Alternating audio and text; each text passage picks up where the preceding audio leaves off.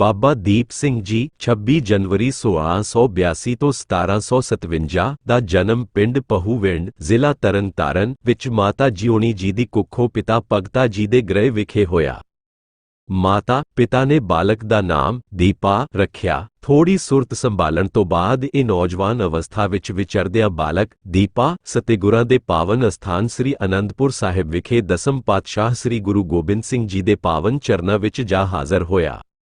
ਇੱਥੇ ਹੀ ਸਤਿਗੁਰਾਂ ਦੇ ਪਵਿੱਤਰ ਕਰ ਕਮਲਾਂ ਰਾਹੀਂ ਨੌਜਵਾਨ ਦੀਪੇ ਨੇ ਅੰਮ੍ਰਿਤ ਦੀ ਦਾਤ ਪ੍ਰਾਪਤ ਕੀਤੀ। ਅੰਮ੍ਰਿਤ ਦੀ ਦਾਤ ਪ੍ਰਾਪਤ ਕਰਨ ਤੋਂ ਬਾਅਦ ਆਪ ਜੀ ਦਾ ਨਾਮ ਦੀਪ ਸਿੰਘ ਰੱਖਿਆ ਗਿਆ। ਆਪ ਜੀ ਨੇ ਸ੍ਰੀ ਅਨੰਦਪੁਰ ਸਾਹਿਬ ਅੰਦਰ ਰਹਿੰਦਿਆਂ ਭਾਈ ਮਨੀ ਸਿੰਘ ਜੀ ਦੀ ਦੇਖ ਰੇਖ ਹੇਠ ਪਵਿੱਤਰ ਧਾਰਮਿਕ ਗ੍ਰੰਥਾਂ ਤੇ ਗੁਰਬਾਣੀ ਦਾ ਡੂੰਘਾ ਅਧਿਐਨ ਕੀਤਾ। ਆਪ ਹਮੇਸ਼ਾ ਪਾਵਨ ਬਾਣੀ ਦੇ ਪਾਠ ਭਜਨ ਬੰਦਗੀ ਵਿੱਚ ਮਸਤ ਰਹਿੰਦੇ ਸਨ। ਆਪ ਸਰੀਰ ਦੇ ਸੁਡੌਲ ਅਤੇ ਦ੍ਰਿੜ ਇਰਾਦੇ ਵਾਲੇ ਭਜਨੀਕ ਅਤੇ ਧਾਰਮਿਕ ਬਿਰਤੀ ਵਾਲੇ ਪੁਰਸ਼ ਸਨ। ਜਨਮ 1682 ਪਹੂਵਿੰਡ ਅੰਮ੍ਰਿਤਸਰ, ਜਿਸ ਨੂੰ ਹੁਣ ਜ਼ਿਲ੍ਹਾ ਤਰਨਤਾਰਨ। ਸ਼ਹੀਦੀ 15 ਨਵੰਬਰ 1761 ਸ਼੍ਰੀ ਹਰਿਮੰਦਰ ਸਾਹਿਬ। 20 ਤੋਂ 22 ਸਾਲ ਦੀ ਉਮਰ ਵਿੱਚ ਹੀ ਬਾਬਾ ਦੀਪ ਸਿੰਘ ਇੱਕ ਸਿਆਣੇ ਵਿਦਵਾਨ ਤੇ ਸੂਰਬੀਰ ਸੈਨਿਕ ਬਣ ਗਏ। ਇੱਕ ਪਾਸੇ ਤਾਂ ਆਪ ਸਿੱਖ ਸੰਗਤ ਅੰਦਰ ਪਾਵਨ ਗੁਰਬਾਣੀ ਦਾ ਗਿਆਨ ਕਰਵਾਉਂਦੇ ਅਤੇ ਗੁਰੂ ਜੀ ਦੇ ਆਦੇਸ਼ ਅਨੁਸਾਰ ਖੰਡੇ ਬਾਟੇ ਦਾ ਅੰਮ੍ਰਿਤ ਛਕਾ ਕੇ ਸਿੱਖਾਂ ਵਿੱਚ ਨਵਾਂ ਧਾਰਮਿਕ ਜੋਸ਼ ਭਰਦੇ ਸਨ। ਦੂਸਰੇ ਪਾਸੇ ਆਪ ਸਿੰਘ ਸੂਰਮਿਆਂ ਦੇ ਜਥੇ ਤਿਆਰ ਕਰਕੇ ਲੋੜ ਸਮੇਂ ਮੈਦਾਨ-ਏ-ਜੰਗ ਵਿੱਚ ਜਾ ਕੇ ਜੈਕਾਰੇ ਬੁਲਾਉਂਦੇ ਸਨ। ਦਸਮ ਪਾਤਸ਼ਾਹ ਸ੍ਰੀ ਗੁਰੂ ਗੋਬਿੰਦ ਸਿੰਘ ਸ੍ਰੀ ਅਨੰਦਪੁਰ ਸਾਹਿਬ ਨੂੰ ਛੱਡਣ ਉਪਰੰਤ ਵੱਖ ਅਸਥਾਨਾਂ ਰਾਹੀਂ ਹੁੰਦੇ ਹੋਏ ਪਾਵਨ ਅਸਥਾਨ ਦਮਦਮਾ ਸਾਹਿਬ, ਤਲਵੰਡੀ ਸਾਬੋ, ਜ਼ਿਲ੍ਹਾ ਬਠਿੰਡਾ ਵਿਖੇ ਪਹੁੰਚੇ। ਇਸ ਪਾਵਨ ਅਸਥਾਨ ਤੇ ਬਾਬਾ ਦੀਪ ਸਿੰਘ ਜੀ ਗੁਰੂ ਪਾਤਸ਼ਾਹ ਜੀ ਦੇ ਚਰਨਾਂ ਵਿੱਚ ਹਾਜ਼ਰ ਹੋਏ। ਆਪ ਜੀ ਇੱਕ ਮਹਾਨ ਕੀਰਤਨੀਏ ਤੇ ਵਧੀਆ ਲਿਖਾਰੀ ਵੀ ਸਨ। ਜਦੋਂ ਸ੍ਰੀ ਗੁਰੂ ਗੋਬਿੰਦ ਸਿੰਘ ਜੀ ਨੇ ਆਦਿ ਬੀੜ ਦੀ ਤਿਆਰੀ ਦਾ ਕੰਮ ਮੁੜ ਕੇ ਆਰੰਭ ਕੀਤਾ ਤਾਂ ਉਸ ਸਮੇਂ ਬਾਬਾ ਦੀਪ ਸਿੰਘ ਜੀ ਦਸਮ ਪਾਤਸ਼ਾਹ ਜੀ ਦੇ ਹੁਕਮ ਅਨੁਸਾਰ ਲਿਖਾਰੀ ਦਾ ਕੰਮ ਕਰਦੇ ਰਹੇ। ਗੁਰੂ ਪਾਤਸ਼ਾਹ ਜੀ ਜਦੋਂ ਦੱਖਣ ਵੱਲ ਗਏ ਤਾਂ ਬਾਬਾ ਦੀਪ ਸਿੰਘ ਜੀ ਨੂੰ ਗੁਰੂ ਕੀ ਕਾਸ਼ੀ ਦਮਦਮਾ ਸਾਹਿਬ ਦੇ ਅਸਥਾਨ ਦੀ ਸੇਵਾ ਸੰਭਾਲ ਅਤੇ ਗੁਰਬਾਣੀ ਪੜ੍ਹਾਉਣ ਤੇ ਲਿਖਵਾਉਣ ਦੀ ਸੇਵਾ ਲਈ ਨਿਯਤ ਕਰ ਗਏ ਸਨ। ਬਾਬਾ ਦੀਪ ਸਿੰਘ ਜੀ ਨੇ ਇਹ ਸੇਵਾ ਬਹੁਤ ਸ਼ਰਧਾ ਤੇ ਪ੍ਰੇਮ ਸਹਿਤ ਨਿਭਾਈ। ਆਪ ਖੁਦ ਗੁਰਬਾਣੀ ਦੇ ਅਭਿਲਾਸ਼ੀ ਅਤੇ ਰਸੀਏ ਹੋਣ ਕਰਕੇ ਵਿਸ਼ੇਸ਼ ਦਿਲਚਸਪੀ ਨਾਲ ਇਹ ਕਾਰਜ ਕਰਦੇ ਅਤੇ ਸਥਾਨਕ ਸੰਗਤਾਂ ਨੂੰ ਸਿੱਖੀ ਤੋਂ ਜਾਣੂ ਕਰਵਾਉਂਦੇ ਸਨ। ਇਸ ਸਮੇਂ ਦੌਰਾਨ ਹੀ ਬਾਬਾ ਜੀ ਨੇ ਸ੍ਰੀ ਗੁਰੂ ਗ੍ਰੰਥ ਸਾਹਿਬ ਜੀ ਦੀਆਂ 4 ਬੀੜਾਂ ਦਾ ਆਪਣੇ ਹੱਥੀਂ ਉਤਾਰਾ ਕੀਤਾ ਸੀ। ਕਿਹਾ ਜਾਂਦਾ ਹੈ ਕਿ ਭਾਈ ਮਨੀ ਸਿੰਘ ਜੀ ਦੀ ਸ਼ਹਾਦਤ ਤੋਂ ਪਿੱਛੋਂ ਬਾਬਾ ਦੀਪ ਸਿੰਘ ਜੀ ਹੀ ਵੱਡੇ ਸਿੱਖ ਵਿਦਵਾਨ ਸਨ।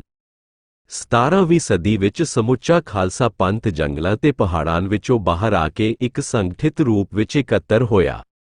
ਖਾਲਸਾ ਪੰਥ ਦੀਆਂ ਸਮੁੱਚੀਆਂ ਜਥੇਬੰਦੀਆਂ ਨੂੰ ਇਕੱਤਰ ਕਰਕੇ 12 ਮਿਸਲਾਂ ਅੰਦਰ ਵੰਡਿਆ ਗਿਆ, ਜਿਸ ਦੇ 12 ਮੁੱਖ ਜਥੇਦਾਰ ਥਾਪੇ ਗਏ।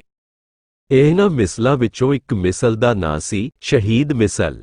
ਬਾਬਾ ਦੀਪ ਸਿੰਘ ਜੀ ਇਸ ਸ਼ਹੀਦ ਮਿਸਲ ਦੇ ਮੁੱਖ ਜਥੇਦਾਰ ਸਨ। ਇਸ ਸਦੀ ਅੰਦਰ ਭਾਰਤ ਨੂੰ ਵਿਦੇਸ਼ੀ ਹਮਲਾਵਰਾਂ ਨੇ ਖੂਬ ਲੁੱਟਿਆ ਤੇ ਇੱਥੋਂ ਦੀਆਂ ਬਹੂ-ਬੇਟੀਆਂ ਦੀ ਇੱਜ਼ਤ ਨੂੰ ਮਿੱਟੀ ਵਿੱਚ ਰੋਲਿਆ। ਇਸ ਸਮੇਂ ਮਿਸਲਾਂ ਦੇ ਜਥੇਦਾਰਾਂ ਨੇ ਮਿਲ ਕੇ ਇਹਨਾਂ ਅਫਗਾਨ ਧਾੜਵੀਆਂ ਦਾ ਮੁਕਾਬਲਾ ਕਰਨਾ ਸ਼ੁਰੂ ਕੀਤਾ, ਜਿਸ ਨਾਲ ਭਾਰਤ ਦਾ ਲੁੱਟਿਆ ਕੀਮਤੀ ਮਾਲ ਅਸਬਾਬ ਵਾਪਸ ਦਿਵਾਇਆ ਜਾਂਦਾ ਰਿਹਾ। ਸਿੱਖੀ ਪਰੰਪਰਾ ਦਾ ਇੱਕ ਅਨਿੱਖੜਵਾਂ ਤੇ ਸਰਵੋਤਮ ਪੱਖ ਹੈ ਕਿ ਕਿਸੇ ਮਜ਼ਲੂਮ ਤੇ ਗਰੀਬ ਦੀ ਰੱਖਿਆ ਕਰਨਾ ਅਤੇ ਅਨਿਆਂ ਵਿਰੁੱਧ ਡਟ ਕੇ ਪਹਿਰਾ ਦੇਣਾ। ਉਸ ਸਮੇਂ ਸਿੱਖ ਪੰਥ ਨੇ ਸਿੱਖੀ ਦੀ ਇਸ ਮਹਾਨ ਪਰੰਪਰਾ ਉੱਪਰ ਬਾਖੂਬੀ ਅਮਲ ਕਰਦਿਆਂ ਪਹਿਰਾ ਦਿੱਤਾ ਅਤੇ ਮੁਗਲ ਤੇ ਅਫਗਾਨ ਧਾੜਵੀਆਂ ਨੂੰ ਪਛਾੜਿਆ। ਅਹਿਮਦ ਸ਼ਾਹ ਦੁਰਾਨੀ, ਜੋ ਸਿੱਖਾਂ ਦੇ ਸਖਤ ਵਿਰੁੱਧ ਸੀ ਅਤੇ ਸਿੱਖਾਂ ਨੂੰ ਖਤਮ ਕਰਨ ਉੱਤੇ ਤੁਲਿਆ ਹੋਇਆ ਸੀ, ਆਪਣੇ 1757 ਈਸਵੀ ਦੇ ਹਿੰਦੁਸਤਾਨ ਦੇ ਹਮਲੇ ਵੇਲੇ ਦਿੱਲੀ ਜਾਂਦਾ ਹੋਇਆ ਕੁਝ ਦੇਰ ਲਈ ਲਾਹੌਰ ਠਹਿਰਿਆ। ਉਸਨੇ ਅੰਮ੍ਰਿਤਸਰ ਸ਼ਹਿਰ ਨੂੰ ਲੁੱਟਿਆ ਅਤੇ ਸ਼ਹਿਰ ਦੀਆਂ ਇਮਾਰਤਾਂ ਨੂੰ ਢਾਹਿਆ। ਇਸ ਹਮਲੇ ਸਮੇਂ ਅੰਮ੍ਰਿਤਸਰ ਸ਼ਹਿਰ ਦੇ ਇੰਚਾਰਜ ਜਹਾਨ ਖਾਨ ਦੁਆਰਾ ਸ੍ਰੀ ਦਰਬਾਰ ਸਾਹਿਬ ਜੀ ਦੀ ਬੇਅਦਬੀ ਕਰਨ, ਪਵਿੱਤਰ ਸਰੋਵਰ ਨੂੰ ਪੂਰ ਦੇਣ ਦੀ ਖਬਰ ਜਦੋਂ ਬਾਬਾ ਦੀਪ ਸਿੰਘ ਜੀ ਨੂੰ ਸ੍ਰੀ ਦਮਦਮਾ ਸਾਹਿਬ, ਤਲਵੰਡੀ ਸਾਬੋ ਦੇ ਅਸਥਾਨ ਤੇ ਪੁੱਜੀ ਤਾਂ ਆਪ ਦੇ ਦਿਲ ਤੇ ਅਸਹਿ ਸੱਟ ਵੱਜੀ। ਆਪ ਜੀ ਨੇ ਸ੍ਰੀ ਦਰਬਾਰ ਸਾਹਿਬ ਜੀ ਦੀ ਪਵਿੱਤਰਤਾ ਭੰਗ ਕਰਨ ਵਾਲਿਆਂ ਨਾਲ ਟੱਕਰ ਲੈਣ ਦਾ ਫੈਸਲਾ ਕਰ ਲਿਆ। ਆਸ-ਪਾਸ ਦੇ ਨਗਰਾਂ ਤੇ ਟਿਕਾਣਿਆਂ ਤੇ ਇਤਲਾਹ ਦਿੱਤੀ ਗਈ। ਵੱਖ-ਵੱਖ ਨਗਰਾਂ ਤੋਂ ਅਣਗਿਣਤ ਸਿੰਘ ਬਾਬਾ ਜੀ ਦੀ ਅਗਵਾਈ ਵਿੱਚ ਪਾਵਨ ਧਰਮ ਅਸਥਾਨ ਦੀ ਰੱਖਿਆ ਲਈ ਹਾਜ਼ਰ ਹੋਏ। ਇਸ ਤਰ੍ਹਾਂ ਦਲ ਖਾਲਸਾ ਦੀ ਗਿਣਤੀ ਅਣਗਿਣਤ ਹੋ ਗਈ। ਬਿਆਸ ਦਰਿਆ ਪਾਰ ਕਰਕੇ ਸਿੰਘਾਂ ਦਾ ਜੱਥਾ ਮਾਝੇ ਦੇ ਇਲਾਕੇ ਅੰਦਰ ਦਾਖਲ ਹੋਇਆ। ਤਰਨਤਾਰਨ ਸਾਹਿਬ ਦੇ ਪਾਵਨ ਅਸਥਾਨ ਵਿਖੇ ਪਹੁੰਚ ਕੇ ਸਿੰਘਾਂ ਦੇ ਸਾਰੇ ਸਮੂਹ ਨੇ ਅਰਦਾਸ ਕੀਤੀ। ਇਸ ਸ਼ਹਿਰ ਤੋਂ ਬਾਹਰ ਆ ਕੇ ਬਾਬਾ ਦੀਪ ਸਿੰਘ ਜੀ ਨੇ ਇੱਕ ਲਕੀਰ ਖਿੱਚੀ ਅਤੇ ਕਿਹਾ ਕਿ ਜੋ ਸ਼ਹੀਦੀ ਪਾਉਣ ਲਈ ਤਿਆਰ ਹੈ ਉਹ ਇਸ ਲਕੀਰ ਨੂੰ ਪਾਰ ਕਰੇ, ਜਿਹੜਾ ਸ਼ਹੀਦ ਨਹੀਂ ਹੋਣਾ ਚਾਹੁੰਦਾ ਉਹ ਵਾਪਸ ਚਲਿਆ ਜਾਵੇ। ਸਾਰੇ ਸਿੰਘ ਜੈਕਾਰੇ ਗਜਾਉਂਦੇ ਹੋਏ ਲਕੀਰ ਪਾਰ ਕਰਕੇ ਅੰਮ੍ਰਿਤਸਰ ਵੱਲ ਵਧਣ ਲੱਗੇ। ਤਰਨਤਾਰਨ ਤੋਂ 10 ਕਿਲੋਮੀਟਰ ਦੀ ਦੂਰੀ ਤੇ ਸਥਿਤ ਗੋਹਲਵੜ ਪਿੰਡ ਕੋਲ ਜਾ ਕੇ ਬਾਬਾ ਜੀ ਨੇ ਆਪਣੇ ਸਿੰਘਾਂ ਦੇ ਜਥੇ ਨਾਲ ਦੁਸ਼ਮਣ ਦੀ ਫੌਜ ਨੂੰ ਲੜਾਈ ਲਈ ਲਲਕਾਰਿਆ। ਇਸ ਜਗ੍ਹਾ ਗੁਰਦੁਆਰਾ ਲਲਕਾਰ ਸਾਹਿਬ ਬਣਿਆ ਹੋਇਆ ਹੈ। ਗੋਹਲਵੜ ਵਿੱਚ ਬਾਬਾ ਜੀ ਦਾ ਸਾਹਮਣਾ ਜਮਾਲ ਖਾਨ ਨਾਲ ਹੋਇਆ।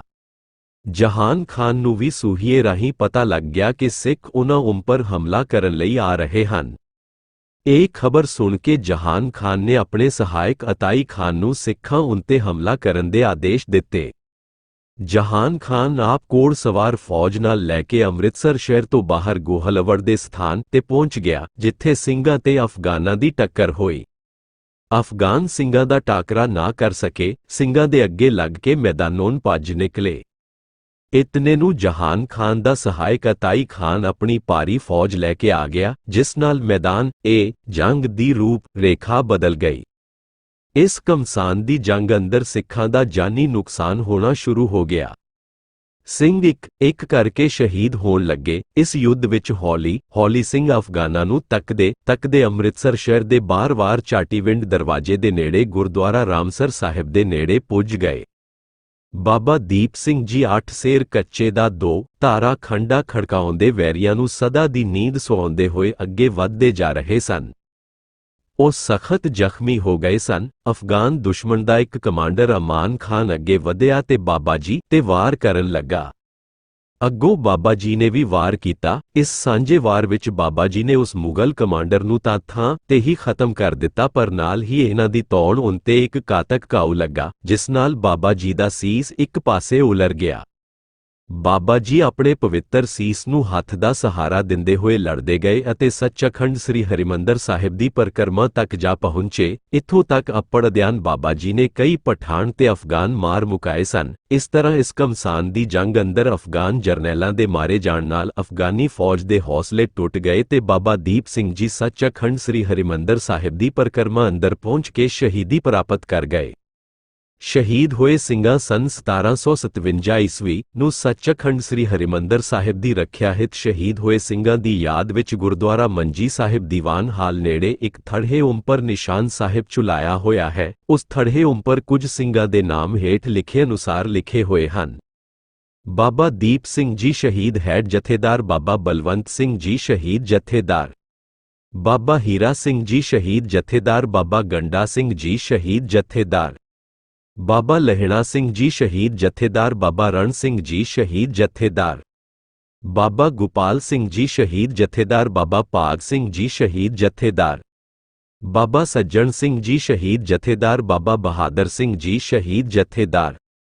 ਇਸ ਤਰ੍ਹਾਂ ਬਾਬਾ ਦੀਪ ਸਿੰਘ ਜੀ ਅਤੇ ਉਹਨਾਂ ਦੇ ਸਾਥੀ ਸਿੰਘ ਸੱਚਖੰਡ ਸ੍ਰੀ ਹਰਿਮੰਦਰ ਸਾਹਿਬ ਦੀ ਬੇਅਦਬੀ ਦਾ ਜ਼ਾਲਮਾਂ ਤੋਂ ਬਦਲਾ ਲੈਂਦੇ ਹੋਏ ਅਤੇ ਧਰਮ ਤੇ ਕੌਮ ਦੀ ਸ਼ਾਨ ਬਦਲੇ ਆਪਣੀਆਂ ਜਾਨਾਂ ਕੁਰਬਾਨ ਕਰ ਗਏ।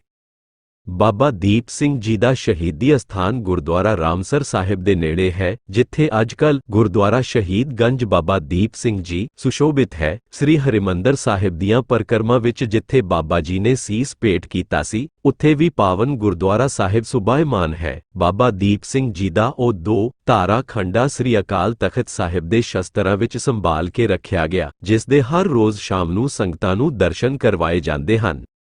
ਵਾਹਿਗੁਰੂ ਜੀ ਕਾ ਖਾਲਸਾ, ਵਾਹਿਗੁਰੂ ਜੀ ਕੀ ਫਤਿਹ। ਗੁਰਪਿਆਰੀ ਸਾਧ ਸੰਗਤ ਜੀ, ਕਮੈਂਟ ਵਿੱਚ ਵਾਹਿਗੁਰੂ ਜ਼ਰੂਰ ਲਿਖੋ ਜੀ ਅਤੇ ਚੈਨਲ ਨੂੰ ਸਬਸਕ੍ਰਾਈਬ ਵੀ ਜ਼ਰੂਰ ਕਰੋ ਜੀ।